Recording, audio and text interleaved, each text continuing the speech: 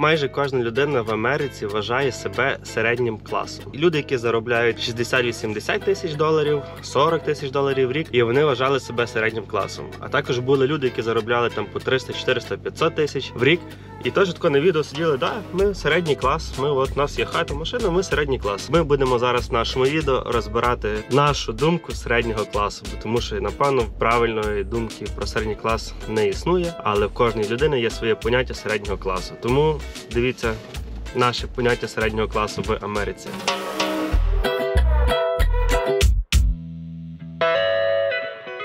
У нас в компанії всі працівники, я би їх всіх відніс до середнього класу людей в Америці. Навіть після того, як вони вже кожен собі заплатять податки, все одно вони заробляють непогано. Я вам просто покажу, на яких машинах їздимо. Ну, це Лінкольн, це водія машина, це не працівників.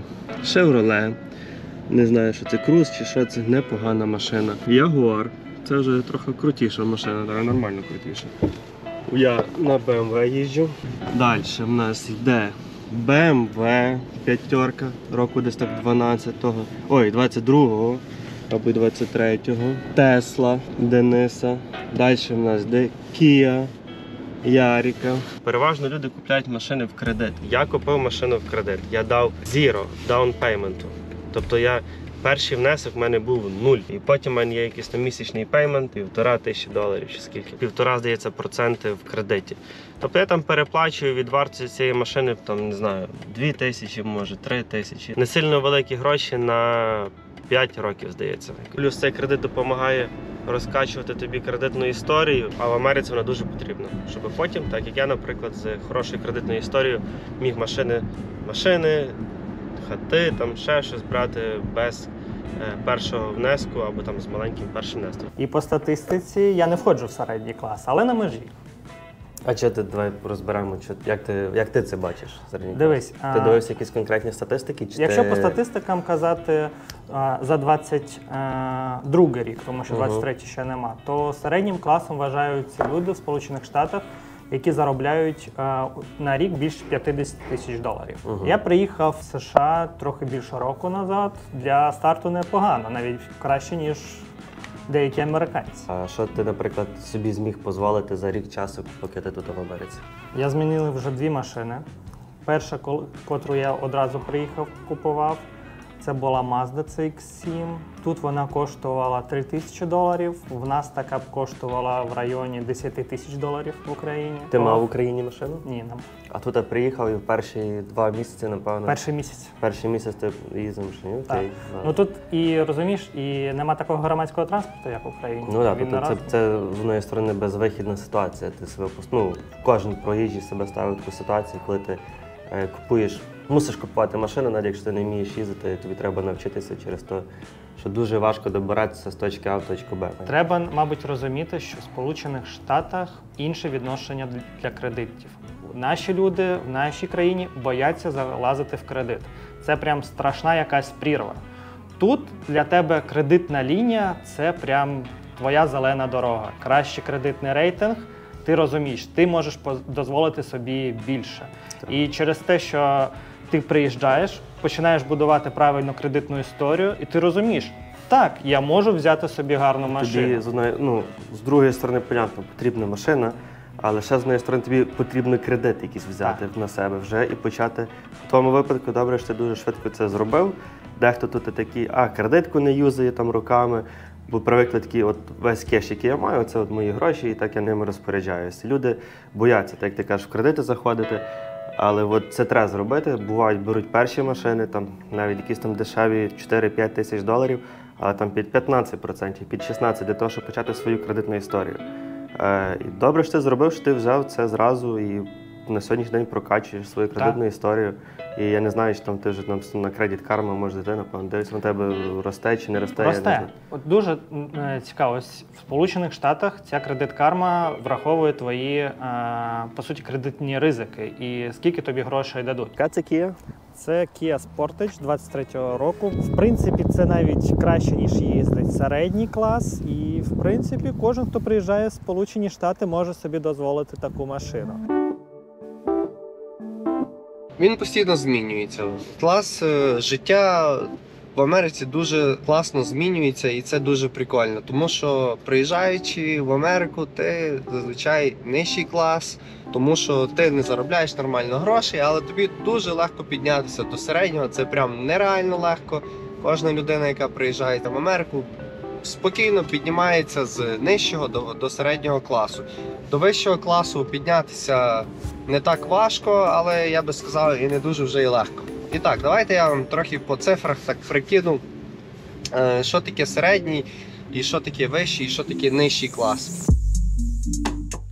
Нижчий клас це до 50 тисяч доларів заробітку. Це ти повинен заробляти 50 тисяч доларів в рік, і ти вже будеш знаходитися в планці середнього класу. Все, що вище 50 до 80 – це середній, вище 80 і там unlimited – це вже вищий. Ну я би ще поділив на вищий клас і супервисокий клас, або олігарх, мільйонер, мільярдер, тому що типа порівняти людину там Ілона Маска, який, мабуть, що в вищому класі, і людину, яка заробляє там 200 тисяч в рік, вона теж буде в вищому класі, то це якось типу, можливо, що і неправильно. Але якщо розділяти на три таких штуки, то мабуть, що правильно. В середній клас попасти досить легко. Я би сказав, що такі базові професії, які не потребують знання мови, які не потребують документів, можуть тебе закинути в середній, а то й вищий клас. Мені здається, це тільки так в Америці працює, в інших країнах це трохи набагато важче. Тобі не треба мати вищої освіти, це 100%, щоб бути в цьому класі. Водій – це вже вищий клас, це вірняково, як ми бачимо по наших водіях. Всі, хто працюють там компанійськими водіями, вони там заробляють по 2 тисячі, по 3 тисячі в тиждень. І це вони вже автоматично переходять в вищий клас, тому що це заробіток приблизно 100 тисяч доларів. Що є, я би сказав, офігенніші гроші, і багато хто навіть це не цінує і ніколи не думає про це. Давайте розберемося трохи по податках, тому що податкова частина – це одна з найважливіших штук, якщо ми говоримо про середній, вищий і нижчий класи. Якщо ти заробляєш 100 тисяч доларів, тобі поступило на рахунок 100 тисяч доларів, це не означає, що ти по податках покажеш, що ти заробив 100 тисяч доларів. Тут, якщо ти працюєш на свою корпорацію, ти приблизно заплатиш 10% і покажеш, що ти заробив плюс-мінус 50 тисяч. Тобто 50 інших ти спишеш на якісь інші витрати. Якщо ти працюєш на W2, це, тобто ти вже працюєш як, конкретно не як сабконтрактор, не як людина, яку наймають як корпорацію, а людину, яку наймають як особистість, то ти будеш платити 30% від заробітної плати. Ну це, я вам говорю так, плюс-мінус, там воно не обов'язково завжди співпадає, але це так загально, якщо говорити, то так воно приблизно є. І якщо ти заробляєш 100 тисяч доларів і платиш 30%, то виходить, на руки ти получаєш 70 тисяч доларів. І дивіться, коли ти показуєш, що ти заробляєш 70 тисяч доларів в рік, по податковій системі в IRS ти подаєш ось цю суму, ти можеш собі дозволити дуже багато. Ти можеш купити машину за 50 тисяч, за 100 тисяч кредиту, я маю на увазі, і тобі дадуть на це кредит. Ти можеш на ці гроші дозволити собі купити будинок, який коштує там в районі 300 тисяч доларів. 300 тисяч доларів будинок – це приблизно такий будинок, в якому зараз живу я. Рахуйте, що ви можете собі дозволити відпочивати, це без проблем. Ви їздите на відпочинки кожного року 2 рази в рік. Коли ти в середньому класі, ти повинен, звичайно, розраховувати на те, що твій готель не буде шикарним, але він буде достойним і він буде прикольним. В середньому класі важко розраховувати на те, що ти можеш їсти, наприклад, кожен день в ресторані. Середній чек, якщо ти йдеш в ресторан на 2 людини, це плюс-мінус 100 доларів. Якщо ти заробляєш в районі 8 тисяч доларів і харчуєшся в ресторані кожен день, тобі вийде там 3 тисячі доларів в місяць, що є дуже фінансово неграмотно і тупо робити, коли в тебе зарплата 8 тисяч. Це так думаю я, а я не якийсь там фінансовий директор, адвайзер. Я не можу вам радити, що робити з вашими грошима, але я б так не робив. Середній клас, насправді, це досить класне життя. Ось ці машини, які ви бачите, ось Kia, Honda, чи що там, напевно, Honda. Це все середній клас. Ти можеш собі дозволити купити таку тачку. Це 20, 30, там, до 40 тисяч доларів. Ти береш новесеньку машину з салону і просто на ній їздиш і, не знаю, кайфуєш. Наприклад, кредит на іпотеку, наприклад, на житло. В Україні які це проценти? 20, Дуже великі, 30? 20-30. А тут, як я взяв свою хату під 3, ну, якби різниця велика дуже велика. різниця, так. А знаєш, чого наші люди бояться? Тому що в Україні ти можеш взяти банк, він може обанкрувати. Ще момент, коли ти береш в гривнях, а долар дорожчий.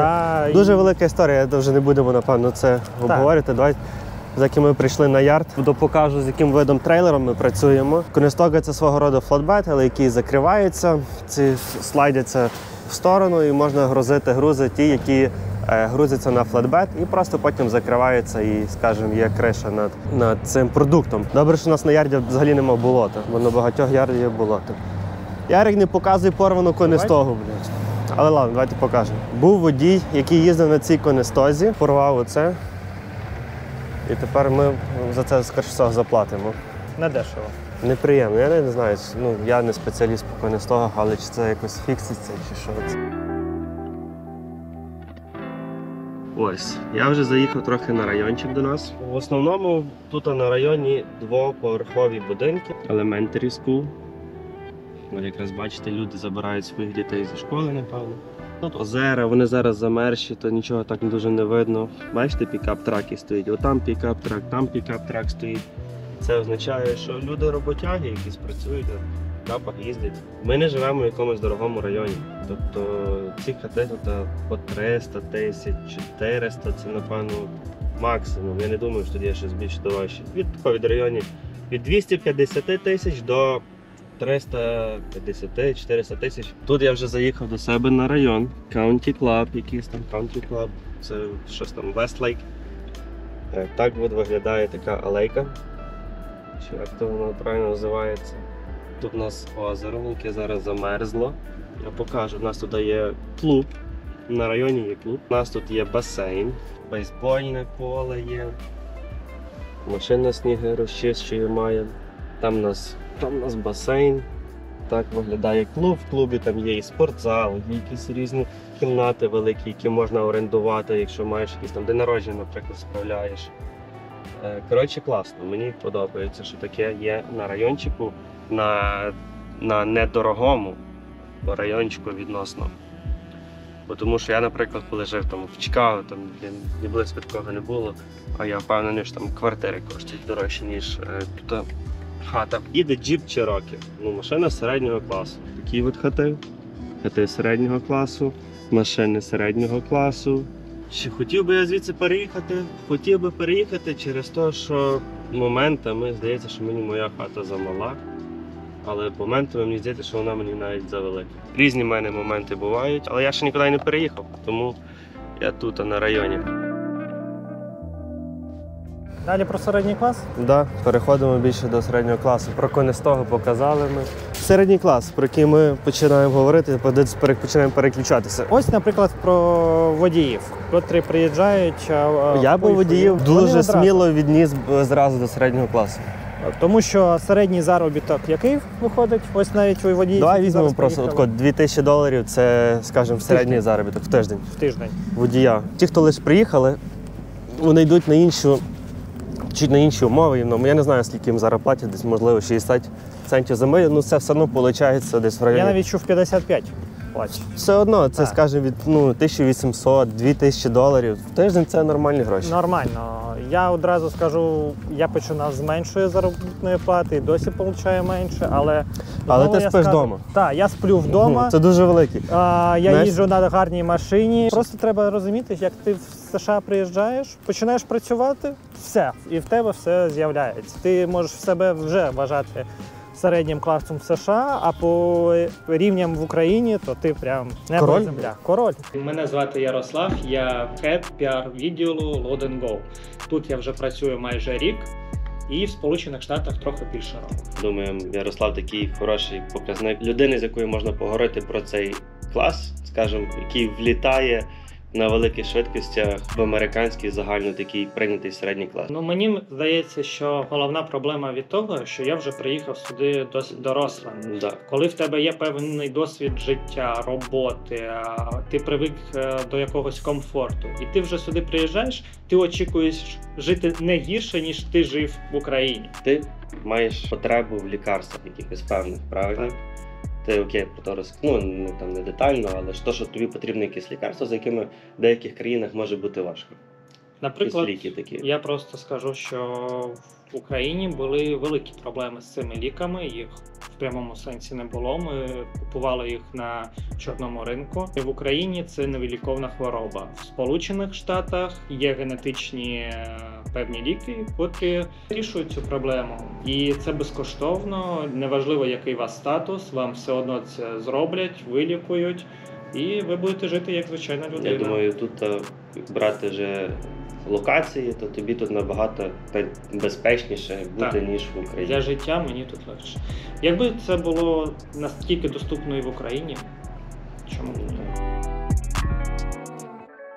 У нас дуже багато було знайомих. Зараз під час війни це зовсім інша історія. Але люди, які працювали тут, працювали місяцями, скажімо, півроку працюють в Америці і на півроку їдуть в Україну. Півроку ця людина, коли в Америці, вона тут нічого не має. Там є люди, які не мали машин, вони просто жили в траку півроку. Я думаю, дуже багато таких людей, можливо, хтось таких дивиться наш канал. Потім на півроку вони їдуть в Україні і вони просто там як королі. Вони ходять по ресторанах, за всіх платять, буковелі, все ж саме круте, що може бути в Україні. Заробітчани. Те вони, да, ну але Але в США. вони завжди думали, де вони хочуть побудувати своє життя. В них не було такого фокусу. Тут вони заробляють, там вони тратять. Але зараз вони всі тут. Осмілюсь сказати, що якщо ти не знаєш фокусу, де ти хочеш залишитись, в Україні чи в Україні, ти ніколи не станеш середнім класом. Тому що тобі треба буде остепенитися, купити все одно своє житло, свою машину, а коли ти все це купуєш, ти прив'язуєшся до цього місця вже і хочеш не хочеш, ти вже стаєш залежним від цієї країни. Ну, а ось це є середній клас Америки, я би сказав. Такий непоганий райончик, де можна жити, де є будиночки, де є комфорт, де немає такого сильного криміналу. Кримінал є, звичайно, але не так багато, як вам здається. Ось, бачите, це от середній клас. Можна і за 50 штук купити тачку. Вона теж в середньому класі. Range Rover, тискавий. Можна собі тут багато дозволити, коли ти реально працюєш. Коли ти хочеш щось робити, ти завжди будеш заробляти більше, більше і більше. Хочете чогось добитися, будь ласка, старайтеся, працюйте, воно у вас 100% вийде. Тому що, мені здається, ми вже трохи переходимо з середнього класу, може навіть і вийшли. Ще, звичайно, що ви цього не бачите, але мені здається, що вже так сталося. А коли ми приїхали сюди, ми були нижчим класом. Ну, так і є. Ладно, щось ми проговорили, щось додати. А ще краще коментуйте, додавайте нотатки до наших сюжетів, випусків і так далі, щоб можна було вам більш детально про те чи інше розказувати на нашому каналі. Все, всім пока.